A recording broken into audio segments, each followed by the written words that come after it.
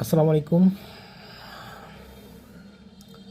আজকে আমরা ভগ্নাংশের যোগ ও বিয়োগ সম্পর্কে খুব সহজ দুটি ধারণা আমরা দেখব।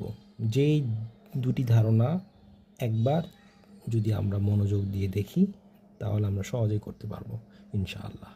তাহলে সবার প্রথমে আমরা যদি যোগ নিয়ে কাজ করতে চাই তখন যা করতে হবে, এই 4-এর সাথে 3কে আমরা গুণ করব।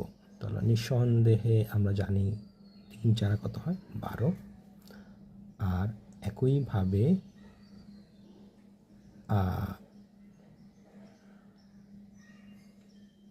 এর সাথে 5-এর সাথে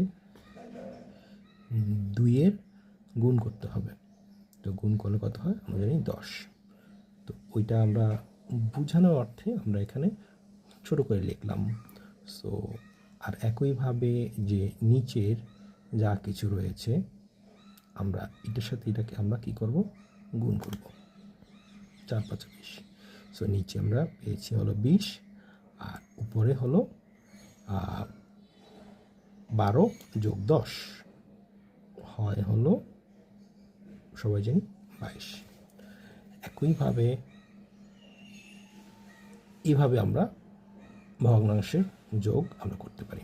বিয়োগ করার ক্ষেত্রে কী হবে, একই পদ্ধতি, শুধুমাত্র আমরা বিয়োগের বেলা বিয়োগ করব। কীভাবে করব আমরা জানি 6 × 2 কত হয় 12। আর এখানে দিব আমরা বিয়োগ, যেমনটা দিয়েছিলাম এখানে আমরা যোগ করেছিলাম।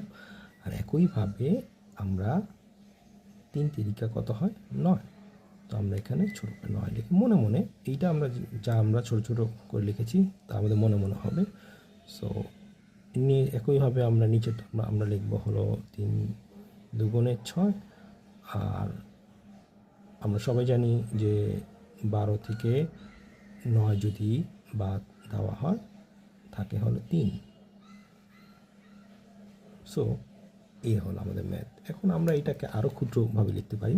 যদি এইটাকে যদি আমরা ক্ষুদ্রভাবে যদি লিখি তাহলে আমাদের হবে হলো 11/10।